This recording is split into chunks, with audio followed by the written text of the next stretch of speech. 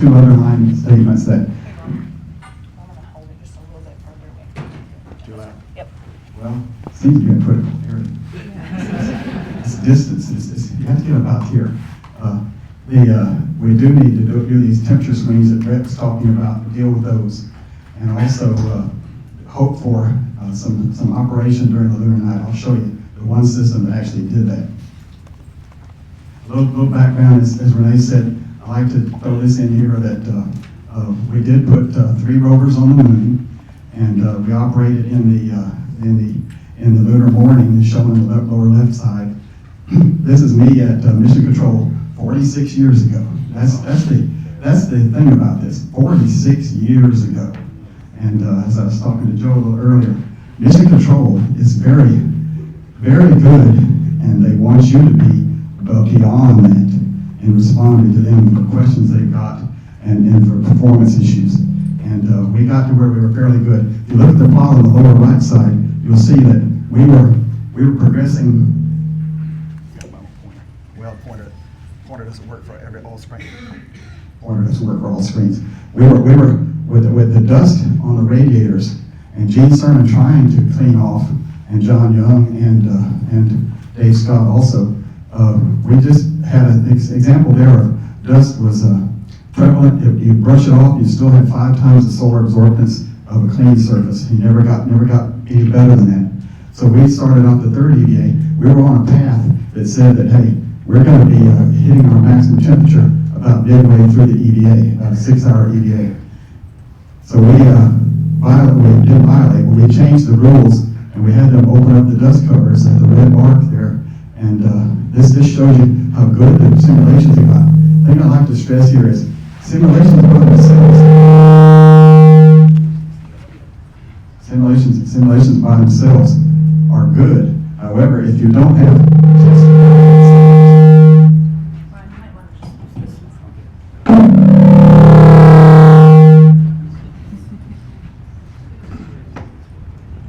I'll try to talk from here. I have to bend over. So what you see there is that we had them with the good simulations. If you don't have simulations that are correlated with test data, real test data, you're kidding yourself. But we got to the point where we got very, very good, and Mission Control could depend upon us to make decisions. The decision was to open the covers and to have better radiation. Now, as I said, we were in the mornings. We also had a 4th rover. People don't know much about this. Apollo 18, we were actively pursuing Apollo 18 with the 4th rover. And we were even looking at, could we carry along a little trailer behind it? And after the astronauts left the moon, could they then activate that trailer? You notice the trailer had an RTG on it, radioisotope thermoelectric generator. And that'd be a SNAP 27, which I'll talk a little bit about in a little bit. We did those studies. Unfortunately, Apollo 18 fell by the wayside. Is Jack here? Jack. Jack was the originally on Apollo 18. He was bumped forward to Apollo 17. And so Apollo 18 died primarily due to funding. We had something going on called the Vietnam War, which was draining the budget. And a general, been there, done that attitude at that time, I think, was the way I'd summarize it. Kind of that said, hey, you've been there and done it, not a compelling reason to continue on. You've beaten the Russians to the moon, and it's over. That was over. So that was back in 1970. We actually did studies on that. And then I led a panel at a Space Development Conference in 2004 with those notable people, including Roger Lunar from Sandia, Tom Kessler from Boeing, and Jaime Baez from Lockheed. We had introduced that stuff. You'll see a recurrence here of what I call the incarnation of let's go back to the moon processes. There was one in the early 2000s, one later on in the 2000s, and now we're into probably the 3rd or 4th incarnation of a vision for going back to the moon. I hope it works out, but you got to solve some of these issues like lunar night, or you won't have a reasonable expectation. Then in 2006, I participated with John Elliott at JPL in a little study. This is the early version of their multi-mission RTGs on the back of a rover. They were somewhat smaller than the one that finally flew on Curiosity. And that shows that we were actually looking at ways to perform and to endure the lunar night and operate even back then. And down here on the lower left, I've tried to show that when you talk about non-nuclear, we tried a program called Night Rover in 2012 and 2013. Sam Ortega was the manager of that project for NASA. And what we found was we got all ready to do some testing at Glenn Research Center in their vacuum chamber, but we couldn't get any of the commercial sponsors to sign up to really do it. We had prizes for 300 watt hours per kilogram, 400 and 500, which were doubling and tripling the amount of capability that we had before. On the rovers on the moon, they were about 130, 140 watt hours per kilogram. We were trying to double that, as you see in that curve. The curve down the lower left shows that we needed about 250 watt hours per kilogram in order to survive, to keep that system at that rate and at about 60 degrees Fahrenheit. Talk about temperatures. You want to talk about those? You'll see in all the documentation, all 4 temperature schemes presented in different reports, back and forth. We tried shuttle development. The bill came in at 2 to 3 times the cost, so NASA did not do that, but justifiably so. So we got 4 different schemes. You'll see mainly degrees Fahrenheit here. That study, as I said, industry did not have a commercial viability for the extended storage. So we couldn't get any commercial people to finally sign up to do the test program at Glenn Research Center. Then, but most recently, and back in 2017, I did a poster, and I guess that helped to prod people back and get an invitation from Renee to come and talk to y'all. Now let's get into the body of the story. This is a summary of the 20 landings on the moon. There have been 20 successful landings on the moon. 8 by the Russians, 11 by us, the Americans, and 1 by the Chinese. I won't dwell too much on the Chinese because I can't find out a whole lot of information about their system. Suffice to say that it sat there, it did provide data, the lander provided data for quite a while. However, the rover did not work after the first lunar day. It shut down and did not move. So that's a lesson learned, I guess. We'll talk about that. Of the Russian, let's talk about the Russian program first. I'll talk more details about the Lunokhods because I've been to Russia to their facility. The Lunokhods, they had 8 landings called the Lunar program. On 2 of those, they had a little rover. It wasn't that little. It weighed about 4 times what our moon rovers weighed, but about roughly the same size. On those 2 rovers, I tried to link this to you. You'll see the green colors. The greens are lunar night periods where he survived. The blue is where he actually operated. You'll see that the only operation was actually on the ALSEPs, the Apollo Lunar Surface Experiment packages. The others portrayed here, Surveyor, the Russian Lunokhod, and the Chinese. They don't get much credit for having actually operated during the lunar night. But you'll see that the Russians, we'll talk more details about these systems. I think this is a good overall view of what went on for y'all to put your records. Talk Surveyor first. Surveyor was a program, as I said, had 5 landings. You'll see here what I've underlined are that we got some survival into the first few nights, up to 40, 80 hours.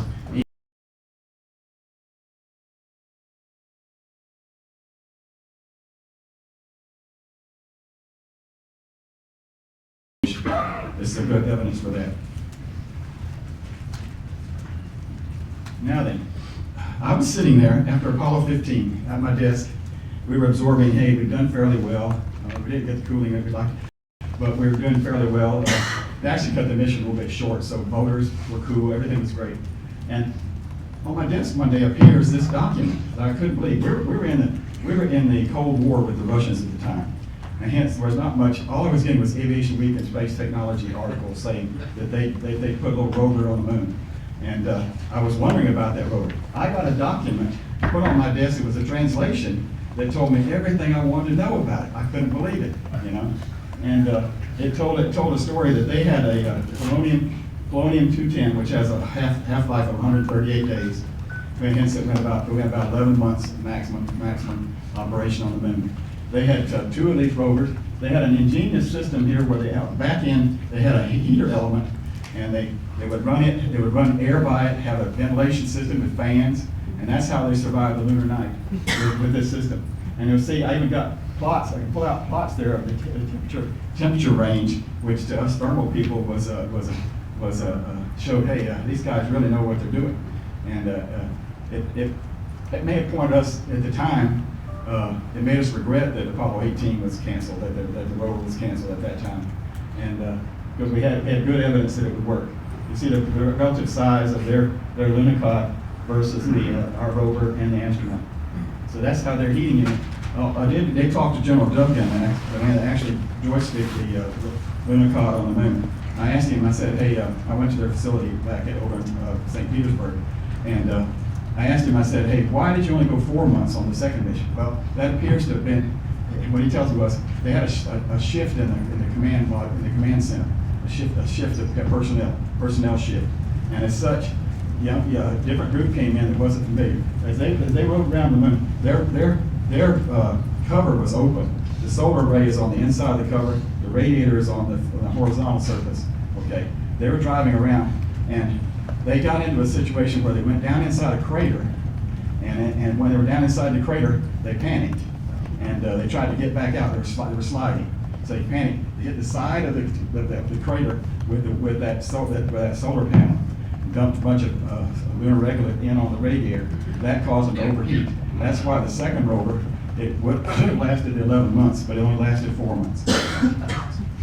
But I thought this was great. This allowed me later on with the onset of the internet, I was able to make contact with them, and I got invited to go over there and brief the Apollo rover to the folks in Russia. This is what, 2004, this is a picture taken in their facility of me and one of their main engineers, Mikhail Malikov, describing to me about the operation. I've since asked him, based upon coming to this conference here, 2 other questions I had was, how did he have their, we talked about the electronics assembly was inside that container with the isotope heater. How did they keep their motors out there on the perimeter? See that little white motor there on the wheel? There was 8 of those. How did they keep that? How did they survive? He says, they're underlined there, the right choice of construction lubricants. Yeah, they're kind of terse in a way, but he did say that the lesson learned for you is it took them 2 full days, 2 full lunar days, 2 24-hour periods to let it sit there and heat up before they try to move, which I think is a good lesson learned here. And maybe the Chinese should have done that. I don't know what happened with their system. But also, he talked very much about, I asked him about, this is not cooling, I said, what about, I heard that they had to shut down when they got to the noontime period. He did verify that indeed they had to be very, very careful. They got washed out with their TV cameras. Maybe they work out different.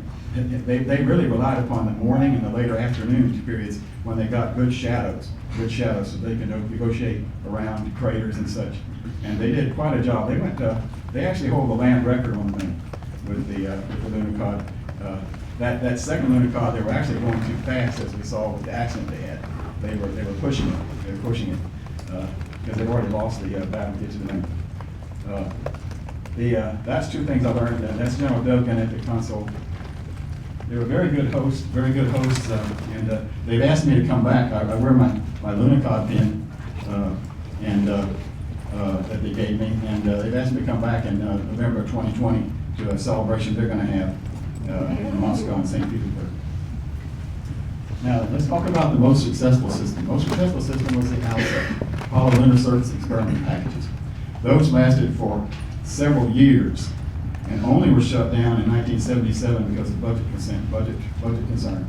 And actually, I think at the time they'd also collected so much data. I don't know if they knew what to do with the data. We used tapes back in those days.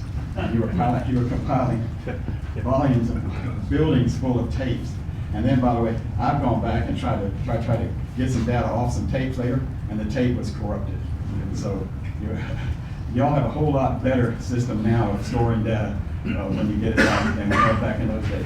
And this is a compilation showing that indeed on the Apollo Lunar Surface Experiment, I learned one thing I didn't know before was actually on Apollo 11 they had radioisotope heater units.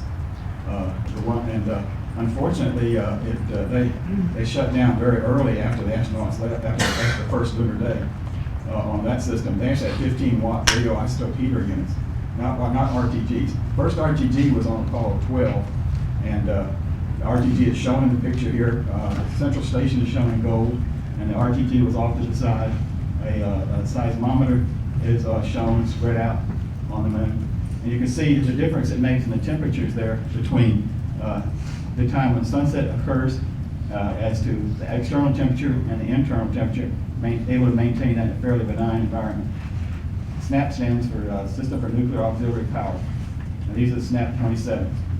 And the night periods, 98 night periods, that's 98 times 14.75. And the only reason they shut down here, 98 down to 60, was because of budgetary constraints and changing priorities. Now let's get to the summary, the conclusions. Based upon what I've told y'all up to now, night survival and operation present considerable challenges, as Brett said, for moon exploration crews and equipment. Solar energy and batteries provided unreliable survival and operation for the Surveyor exploration spacecraft. The night rover competitors did not see marketability of the extended energy storage technology outside of NASA. Then, the longest past success was experienced with use of nuclear energy systems for power and thermal control.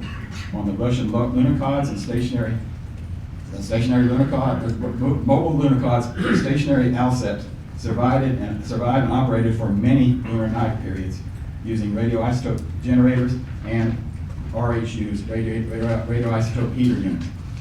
I still would give a judgment here that the Chinese systems, to my way of thinking, only semi-survived. They did not fully survive. Now, nuclear energy sources can provide the lowest weight systems for required lunar survival and mobility.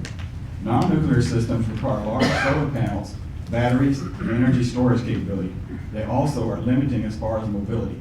Mobility is what it's about. You don't go to the moon here just to sample in one area. That's why we had the rovers, and why rovers will be very important in the future. You need to be able to move around and to move from a site to another site to exploration.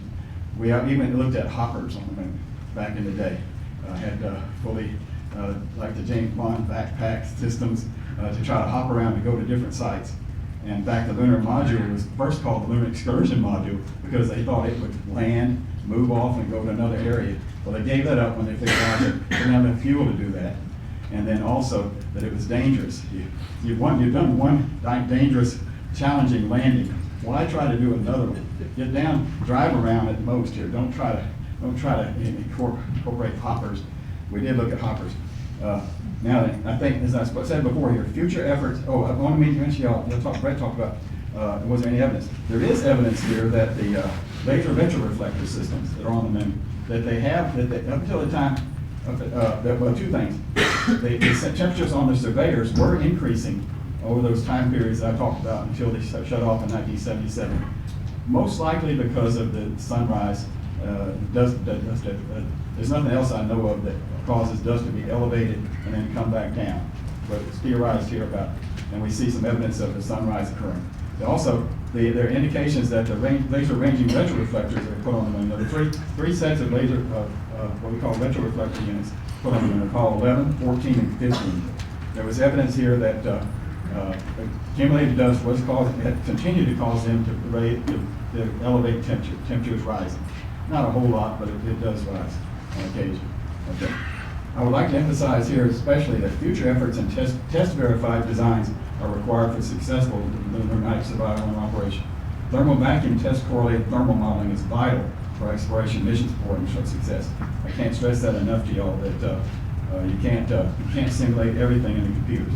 You've got to have some tests behind it, some real meaningful testing. And I do expect a good workshop here today to discuss the options for lunar night survival and operation. I'll take some questions if y'all have them.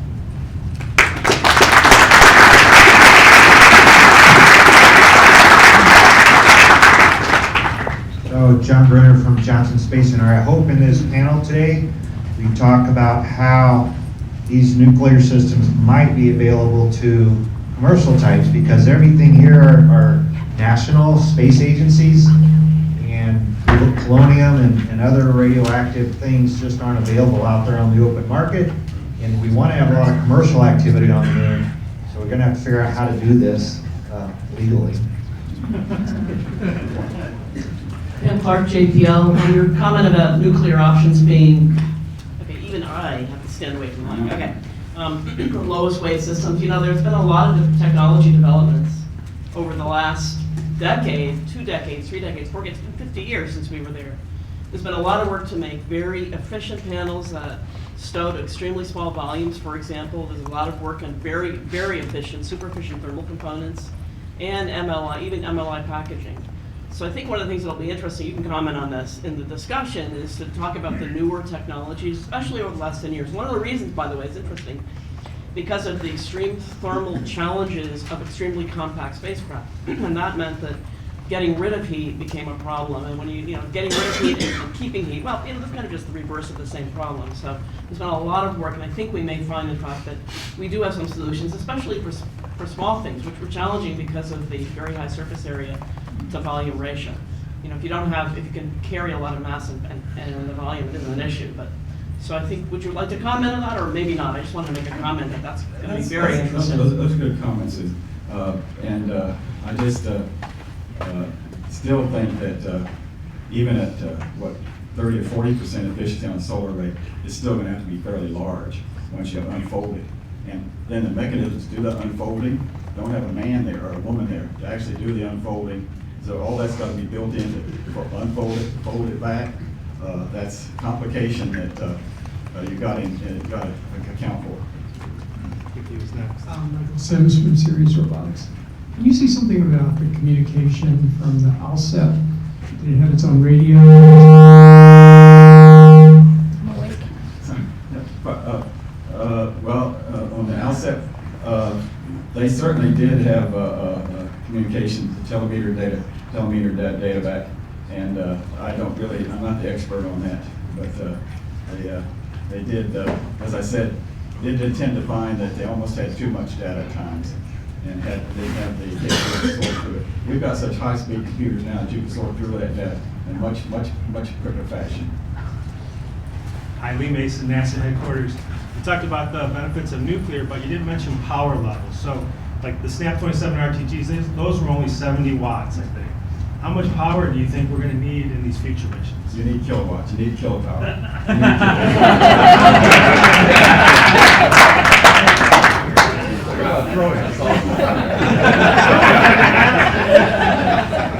It's all about weight. It's all about weight. It's about weight. Not W-A-I-T, W-E-I-G-H-T, weight. What's your weight of your system? And in our case, our weight rovers weighed 460 pounds, and we had 10 pounds for thermal control. 10 pounds for thermal control. So we came up with some ingenious wax boxes, which, by the way, the Johnson people also had on the communications unit several set of wax boxes. And we also had the great involvement of the astronauts there to try to clean radiators and to open covers on radiators. And that's what's up. I think your large set of initial going back to the moon is going to be robotic systems, obviously, here. To take men back to the moon is a tremendous challenge. And above and beyond, I don't know how to relate it. They're 10, 20 times, 100 times more challenging than the robotic system. But it can be done. Next question, Kevin.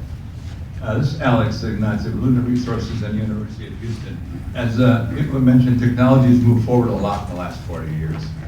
And there's something out there now that's been around for the last 10 or 15 years called low high-temperature superconductivity, and one can store energy in a magnetic field in a superconducting coil. And these superconducting coils now can operate at 70 degrees Kelvin, 80 degrees Kelvin. So in the permanently shadowed craters, or the cold spots of the moon, you can set up a current in a superconducting coil. It'll be there forever, and you extract off the energy as needed. It's a great storage process. And we're working now with NASA Johnson to move that forward. Right. Are you also working power beaming? That can be done also. But what's your TRL? What's your TRL on all these systems? I guess that gets down to that basic. What's your technology readiness? Well, TRL for superconductivity and superconducting coils is 8. On the moon is a different question. Okay? However, it's perfect. The moon is a vacuum. I don't need a vacuum containment vessel, and the moon is permanently shadowed craters are cold, so it's all possible. Yeah.